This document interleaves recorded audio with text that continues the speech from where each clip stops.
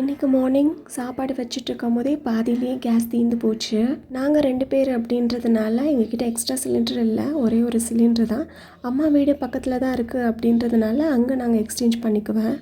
அம்மாவுமே empty cylinder தான் இருக்குது அப்படின்னு சொல்லிட்டாங்க. இன்றைக்கி பாப்பா எழுந்திரிக்கிறதுக்குள்ளே எல்லா ஒர்க்கையுமே முடிச்சிடணும் அப்படின்னு யோசிச்சு வச்சுருந்தேன். நான் என்றைக்கெலாம் இப்படி யோசிக்கிறேனோ அன்றைக்கி தான் அப்படியே தலைகீழாக மாறிடுது. அதுக்கப்புறம் அம்மா வீட்டில் தான் போயிட்டு அவசர அவசரமாக சாப்பாடு வச்சு முடித்தேன். ஹஸ்பண்டுக்குமே இன்றைக்கி லன்ச் வேணும்னு கேட்டிருந்ததுனால அவங்களுக்கும் லன்ச் பேக் பண்ணி கொடுத்துட்டு பாப்பாவுக்கும் சாப்பாடு ஊட்டிட்டு நான் ஒர்க்குக்கு கிளம்பிட்டேன். நேற்றுக்கே பூஜை பாத்திரம்லாம் வாஷ் பண்ணி எடுத்து வச்சுருந்தேன். மார்னிங் ஒரே டைமிங்லேயே வெற்றிலை தீபம் ஏற்றணும் அப்படின்னு யோசிச்சு வச்சுருந்தேன். மார்னிங் லேட்டானதுனால பண்ண முடியல. ஆஃப்டர்நூனுக்கு மேலே சந்தன குங்குமம்லாம் வச்சு சாமிக்கு பூவெல்லாம் போட்டுட்டு வெற்றிலை தீபம் ஏற்றி சாமி கும்பிட்டாச்சு. மார்னிங் ஃபாஸ்டிங் அப்படின்றதுனால ஆஃப்டர்நூன் சாமி கும்பிட்டு முடிச்சுட்டு அதுக்கப்புறம் லஞ்சு சாப்பிட்டுட்டேன். நாளைக்கான விலாகில் பார்க்கலாம். பாய்.